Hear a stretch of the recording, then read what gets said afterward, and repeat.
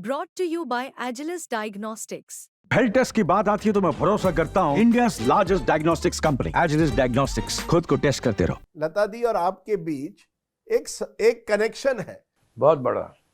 वो कनेक्शन ये है कि वो इंदौर की पैदाइश है बिल्कुल, और क्रिकेट की बहुत शौकीन थी और वो पैदा हुई हैं उस जगह के ऊपर कि जहाँ के ग्रेटेस्ट क्रिकेटर्स इंडिया के थे, मुश्ताक अली और सीके नायडू। और होलकर टीम जो थी वो बहुत बड़ी स्ट्रांग टीम थी उस ज़माने में और क्रिकेट के लिए बहुत मशहूर था इंदौर। बिल्कुल, क्योंकि आप भी इंदौर से आते हैं, आप भी क्रिकेट के बड़े शौकीन हैं। और तो लता मंगेशकर जी और सलीम खान के बीच इंदौर का नाता है ये। और यहाँ तक ये है कि मैंने इतना भी कहा कि अगर मेरे जाने के बाद, अब मेरी भी उम्र हो गई 80 के ऊपर जी, मेरे जाने के बाद अगर मुझे अच्छे कोई गलत काम तो किया नहीं, अच्छे काम किए हैं, तो अगर जन्नत मिलेगी और अगर वहाँ विस्की नहीं मिली और क्रिकेट नहीं मिला तो वापस आ जाऊँगा। तो आप चाहते हैं कि ऐसी इंदौर में उस जमाने में खासियत, जैसे आपने कहा क्रिकेट की एक खासियत थी, मुश्ताक अली जी, सीके नायडू, होलकर की बड़ी टीम, सात प्लेयर इंडिया में खेलते थे। 7 प्लेयर इंदौर के थे जो इंडिया के लिए खेलते थे, इंडिया के लिए खेलते थे। तो फिर ये म्यूजिक जो था, संगीत का जो ट्रेडिशन था जिससे लता जी का नाता है, वो भी इंदौर का था। बहुत बड़े बड़े सिंगर वहाँ से निकले हैं जी। हाँ, वो बहुत बड़े बड़े, बट वो क्लासिकल सिंगर थे जी, वहाँ से बहुत बड़े बड़े सिंगर निकले हैं और अभी भी हैं वहाँ सिंगर।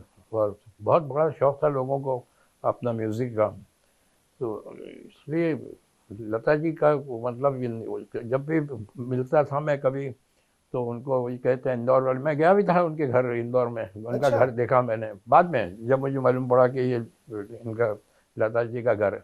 और ये राज साहब की जो ट्रिब्यूट लिखी थी ये उनको भिजवाई मैंने, उनका पेन ड्राइव, और उन्होंने 2-3 दिन बाद सुना और मुझे फ़ोन किया और कहा कि ये जो आपने भेजा है मेरे लिए, मैंने उसको पूरी तरह सुना और मुझे ऐसा लग रहा था कि मैं ये सब देख रही हूँ, ये सब मेरे ज़माने में हुआ है। ये राज साहब की जो ग्रोथ थी मैं अपने व्यूअर्स को बता दूं कि सलीम साहब ने एक बहुत ही बेहतरीन ऑडियो निकाला है, राज कपूर के लिए ट्रिब्यूट दिया है, करीब 15-20 मिनट का। अगर आपको मौका मिले ज़रूर सुनिए। जैसे कि मैंने आपसे ये कहा कि लता जी के बारे में देना भी, इंटरव्यू देना भी कोई मतलब ही नहीं रखता। कितने एडजेक्टिव्स सब इस्तेमाल हो चुके हैं। Now I am a man in the business of words, but मेरे को भी ये समझ में नहीं आता कि मैं कहाँ से शुरू करूँ और कहाँ ख़त्म करूँ। No more adjectives left to describe. है ही नहीं, कोई एडजेक्टिव नहीं है। पर आपने एक बड़ी बात कही, आपने कहा कि जो उस तरह की जो आवाज़ है, और गुलजार साहब ने बड़ा अच्छा लिखा था किनारा पिक्चर में, मेरी आवाज़ ही मेरी पहचान है।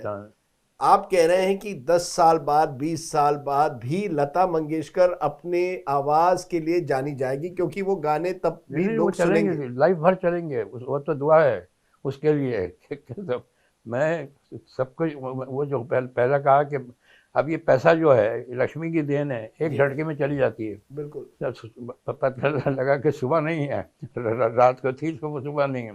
मगर ये जो देन है, ये सरस्वती की देन, इनको वरदान है कि आप जिंदगी भर तक चलेगी। अरे वाह! तो यानी लक्ष्मी चली जा सकती है, लेकिन ये जो सरस्वती ने जो एक आवाज़ की देन दी है, कि मैं ये छीनने का अधिकार मेरे पास होगा, किसी से भी छीन लेंगे, मगर ये जो है कि छीनने का अधिकार मेरे पास नहीं होगा, ज़िंदगी भर तक चलेगी। कई मरतबा ये भी कहा है, लोग कहते हैं अब सही है या गलत है या किसने कहा था कि तुम क्या बात करते हो, कश्मीर कश्मीर कर, हमको लता दे दो और कश्मीर ले लो।